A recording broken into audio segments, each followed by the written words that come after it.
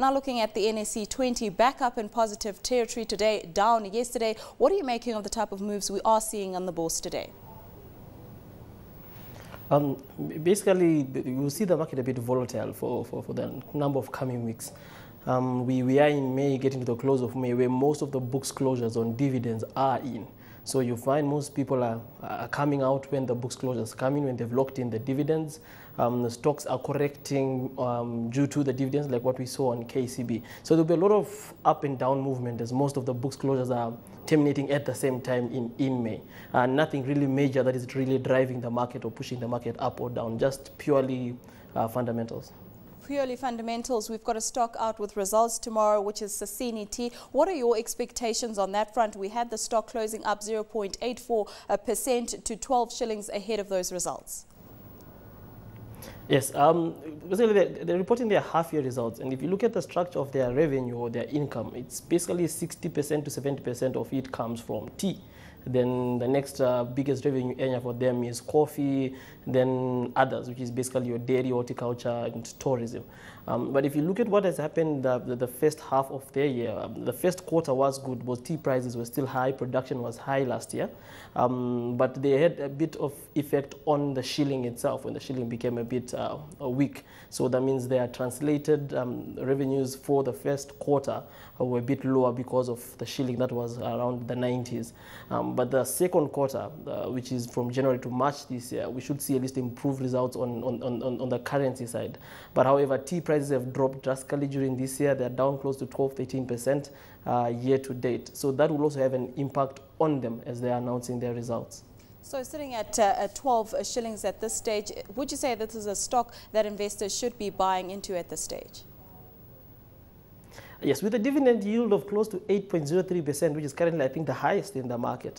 For income investors, or basically when you're valuing a stock or when you're investing in a stock, what you're looking at is cash flows, future cash flows. And with a dividend yield of 8%, at least it shows that there is prospects of future cash flow.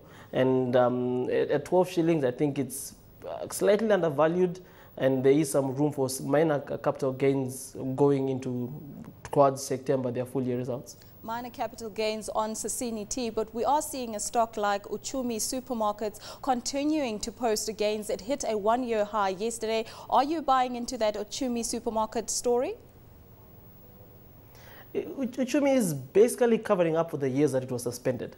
Mr. Siano did a good job in turning around the company, but it was suspended. So most of that turnaround, most of that good work that he did was not really priced into the stock. So when the stock started trading again and people actually saw the continued upward movement in their revenue and in their income, people are now pricing in all those other years that people could not price in to the stock, the turnaround that happened on the counter.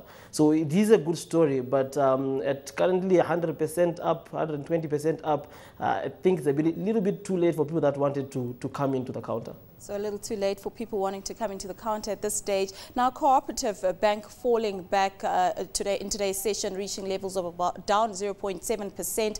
Now, this really on the back of that bonus share offer, which some investors saying that it will dilute the value of the stock. Are you of the same opinion? And what are your views on Co-operative Bank at this stage?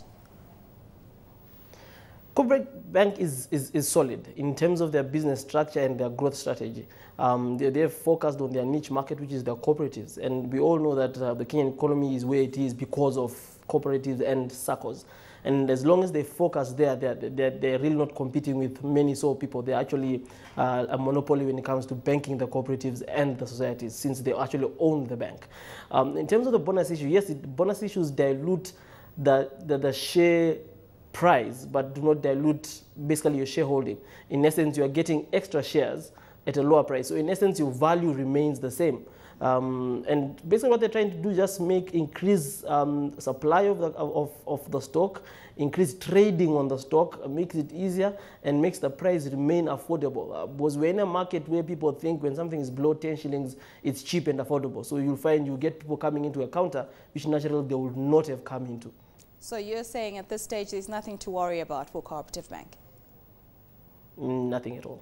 All right, now looking at the shilling continuing to lose value despite the central bank coming in and mopping up that liquidity. They came in today, but the amount was quite minimal to what we saw yesterday. What are your thoughts on the shilling at this stage?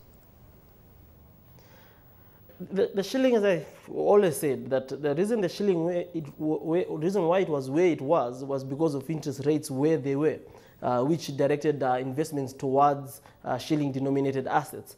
But if you look at it now with the treasury bill at 10%, and if you look at your comparative neighbors, which is Tanzania and Uganda, who have interest rates which are higher on the same tenure, or other countries who have interest rates that are higher on the same tenure than the Kenya shilling, you'll find funds will move to those currencies, and it will put pressure on the shilling. With the European crisis and the dollar strengthening, again, the central bank is caught in a hard place. Yes, they want to make borrowing cheap, but as long as interest rates come down, they will lose the battle on the shilling because of the disparity that we have on our import and our exports. There's always more demand on the dollar. So until we start seeing the treasury bill rate going back up towards the central bank rate, I think that's when we'll see a shilling becoming stable again. But currently, the way it stands, we are still headed towards the 86, 87, 90 mark. Thanks, Reginald. That's where we have to leave it. That was Reginald Kadzutu. He's the head of fund management at Amana Capital.